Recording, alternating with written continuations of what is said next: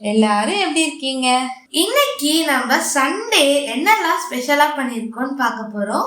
Sunday இல்லைங்களா, அதனால இன்னைக்கு காலையில ஆப்பம் செய்யலான்னுட்டு ஆப்பமும் தேங்காய் பாலும் செஞ்சேன். சஞ்சு, உனக்கு தேங்காய் பால் பிடிச்சிருந்தது? ஆப்பம் தேங்காய் பால் இருந்தது. அம்மா, நீங்க செஞ்ச ஆப்பமும் தேங்காய் பாலும் சூப்பரா இருந்ததுமா.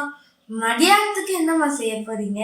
இன்னைக்கு மதியானம் நான் என்ன பண்ண போறேன்னா, மட்டன் வாங்கிட்டு வந்திருக்காங்க. மட்டன் வச்சு ஒரு ஒயிட் கிரேவி தான் பண்ண போறேன். இது சாப்பாட்டுக்கும் நல்லா இருக்கும், இட்லி தோசைக்கும் நல்லா இருக்கும். ஃபர்ஸ்ட் அந்த மட்டன் குருமாக்கு நல்லா மட்டனை வாஷ் பண்ணிட்டு குக்கர்ல போட்டுடலாம். அது கூட ஒரு ஸ்பூன் அளவுக்கு இஞ்சி பூண்டு பேஸ்ட்டும் கொஞ்சம் மஞ்சத்தூள் உப்பு போட்டு நம்ம ஒரு 5 விசில் வச்சு எடுத்துடலாம். மட்டன் நல்லா வெந்துடும். இப்போ ஒரு கடாயில கொஞ்சமா எண்ணெய் விட்டுட்டு அது கூட ஒரு 2 ஸ்பூன் அளவுக்கு மிளகு சேர்த்துக்கோங்க. உங்கள் காரத்துக்கு தகுந்த அளவுக்கு பச்சை மிளகாவும் சேர்த்து நல்லா வதக்கிட்டு இதை அரைச்சிட்டு வந்துடுங்க. இப்போ ஒரு கடாயில் கொஞ்சமாக எண்ணெய் விட்டு பட்டை, கிராம்பு, ஏலக்காய்லாம் போட்டுக்கலாம்.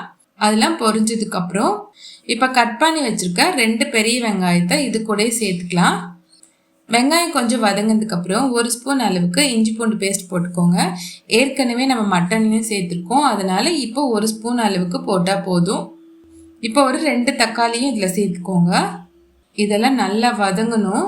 இது கூடவே ஒரு கைப்பிடி அளவுக்கு புதினாவையும் சேர்த்து நல்லா வதக்கி விட்டுக்கலாம். வெங்காயம், தக்காளி, புதினாலாம் நல்லா வதங்கிடுச்சு. இப்போ இது கூட நம்ம வேக வச்சு வச்சிருக்க மட்டனோட சூப்பை இதில் சேர்த்துக்கலாம். இப்போ நம்ம அரைச்சி வச்சிருக்க அந்த மிளகாய் விழுதையும் இது கூட சேர்த்துக்கோங்க. அது கூடவே ஒரு 1/2 ஸ்பூன் அளவுக்கு மஞ்சத்தூளும் சேர்த்து நல்லா மிக்ஸ் பண்ணி விட்டுக்கலாம். இதெல்லாம் கொஞ்சம் கொதிச்சதுக்கு அப்புறம் நம்ம வேக வச்சு வச்சிருக்க மட்டனையும் சேர்த்துக்கோங்க.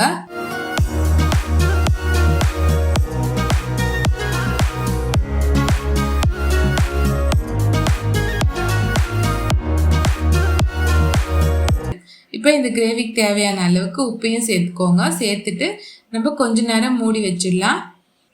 இப்போ அந்த குழம்பு நல்லா கொதிச்சதுக்கப்புறம் ஒரு 1/2 மூடி தேங்காய் கூட ஒரு 4 முந்திரி போட்டு அரைச்சி வச்சுருக்கேன், அதையும் இது கூட சேர்த்துக்கிறேன்.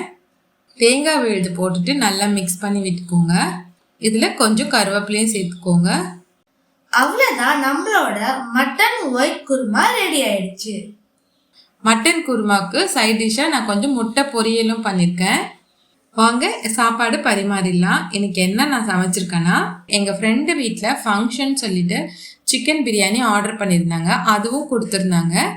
இப்போ லஞ்சுக்கு நான் அதுவும் சர்வ் பண்ண போகிறேன். நம்ம செஞ்ச முட்டை பொரியல், கத்திரிக்காய் தொக்கு, பிரெட் அல்வா, தயிர் பச்சடி, அப்புறம் சிக்கன் பிரியாணி. இது கூடவே நான் இன்னைக்கு சமைச்ச மட்டன் கிரேவியும் சர்வ் பண்ணியிருக்கேன். இன்னைக்கு இதுதான் எங்கள் வீட்டில் லஞ்ச் மெனு.